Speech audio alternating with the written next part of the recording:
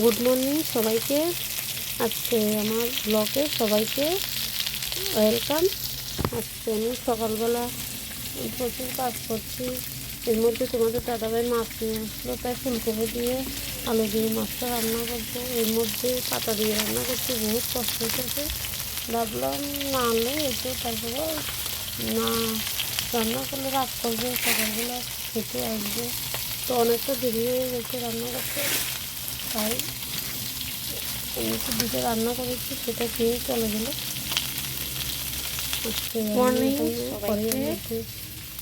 রান্না বসিয়ে দিলাম, যে কাজগুলি করবো মাছ ভাজি, সেটা তোমাদের দেখাচ্ছি। তারপর অনেকগুলি কাজ ছিল, সেটা দেখো। বাঁধাকপি দিয়ে আলু দিয়ে রান্না করছি। আর সবাই কমেন্ট করে জানাবো, আমি শুধু পাতা দিয়ে রান্না করি, করে এগুলো অনেক ভালো হয়ে যায়। আমার একটাই দুধ, এটা পরিষ্কার করতে পারি না, কীভাবে করবো সবাই একটু কমেন্ট করে জানাবে। তো আমার অ্যাকচুয়ালি এটা আমার অসহ্য লাগে। এমনিতে চাপ দিয়ে করি, সবসময় আলু দিয়ে করি, হয় না, কারণ এটা আমার দ্বারা সম্ভব নয়। চুলা লেপাটাও আমি পারি না এত একটা। তাই ওই দিন আমার দিদি এসে করে দিল, অনেকদিন আমি দিদিকে রিকোয়েস্ট করলাম, তো করে দিল। তাই এখন গ্যাসটাও শেষ হয়ে গেল, তো তাই আর কী করবো। ওটা এখন যেহেতু গ্যাসটা শেষ হয়ে গেল, তাই এখন বাধ্য হয়ে রান্না করতে লাগছে। আর আমি যে কোনো কাজকে মনে করো, অনেকে তো ভাবে যে পাতা দিয়ে রান্না করবো। আজকালকার অনেক মেয়েরা দেখছি, বউরাই দেখছি, আমি মনে হয় পাতা দিয়ে রান্নালে অনেকে ভাবে আমি কালো হয়ে যাব, এমন কিছু ভেবে রান্না করে না। আমি সবটাই বুঝি যে সে তো অনেক কষ্ট করে ইনকাম করে আনবে। আমিও পাশাপাশি অনেকটা কাজ করি।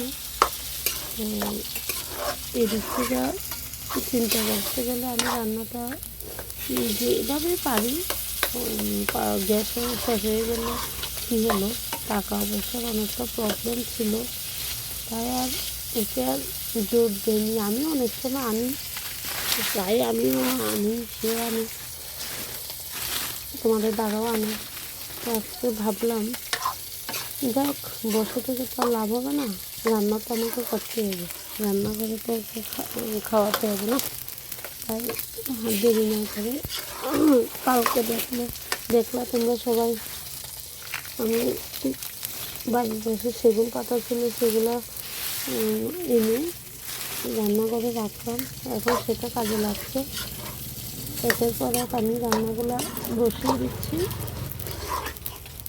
কিন্তু কড়াইয়া কীভাবে পরিষ্কার করে সেটা আমাকে প্লিজ কমেন্ট করে জানাও। সেটা আমার দ্বারা হয় না। প্রায় সময় মা যদি আসে, মা সেটা করে দেয়, অনেক পরিষ্কার করে দেয়। তোমরা আমাকে কমেন্ট করে জানাবে, অথবা তোমরা আমাকে কমেন্ট করে জানালে আমি সেটা দেখবো, জানবো, শিখবো, তাহলে আমিও সেটা করতে পারবো। যাই হোক, আমি এখন বাঁধাকপি দিয়ে আলু রান্না করছি, সকালবেলার যে খাওয়ার রেডি করে নিচ্ছি।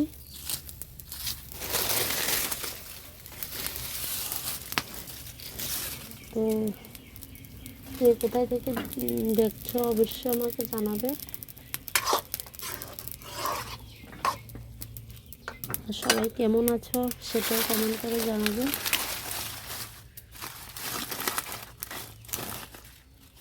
আমি এখন রান্নাটা করছি, অনেক কষ্ট হয়েছে, এক হাতে মোবাইল ধরে আর এক হাতে রান্না করছি। সকালবেলা অনেক তাড়াহুড়া থাকে, রান্নাটা সেরে এখন অনেক কাজ করতে হবে। বাকি কাজ অনেকটা বাকি রয়েছে, উঠানে এখনো করিনি, কারণ সকালবেলা আস্তে আস্তে ঘুম থেকে উঠতে দেরি হলে সেটা কমপ্লিট করে স্নান করে পূজা দিতে হবে, ঠাকুর পূজা, তারপরে অন্য কাজ শুরু করবো। রান্না করতে অনেকটা টাইম লাগে, অনেক টাইম। আর যাদের ধারণা, অনেক সময় আমি দেখি একজন আমাকে কমেন্ট করলো, অ্যাকচুয়ালি যার সংসার সম্বন্ধে সেই বুঝে, কতটা কাজ, মহিলাদেরকে কতটা কাজ সামলে বাড়তি কাজটা কমপ্লিট করতে হয়। অনেকটা টাইম লাগে। অনেকে ভাবে হয়তো বা না ঘোরাঘুরি করে, হয়তো বা কী করে না করে, কিন্তু যার সংসার সেই বুঝে, যার ব্যাপার সেই বুঝবে। আর তাছাড়া আমি দেখছি একমাত্র মায়েরা মানে সংসারের মর্ম বুঝে, আর অন্যরা কী বুঝবে। ভাবে নিজেদের লোক অনেকে ভাবে মনে হয় বসে বসে ঘুরে ঘুরে খায়, সেটা অনেকের চিন্তা ভাবনা। যাদের এই ধারণা তাদের উদ্দেশ্যে বলছি, অ্যাকচুয়ালি যার সংসার না সে বুঝে সংসারে কত কাজ, কত কী কী না থাকে, কতটা দায়িত্ব থাকে, সেটা সে নিজে একমাত্র বলতে পারে। আর আমার মনের মধ্যে এমন কোনো ধারণা নেই যে এই কাজটা করবো, সেই কাজটা করবো না, কালি হয়ে যাবো, ওই করবো সে করবো। আমি যতটুকু পারি ততটুকু আমি চেষ্টা করি, কারণ আমার মা বাবা আমাকে এমনভাবে শিক্ষা দিয়েছে যে কোনো কাজকে ছোটো মনে করতে নেই। তাই আমি মনে করি না হয় ও হয়তো বা বাপের বাড়িতে যখন ছিলাম পড়াশোনা নিয়ে ব্যস্ত ছিলাম, এতটা কাজ করিনি, পড়াশোনা নিয়েই ব্যস্ত ছিলাম, তাই না করতেই দেয়নি। এখন তো আমার নিজের সংসারটা নিজের হাতে, সেটা কি কেউ করে দিচ্ছে? যারা কমেন্ট করে পারলে ভালো রকম সাজেশন দেবে।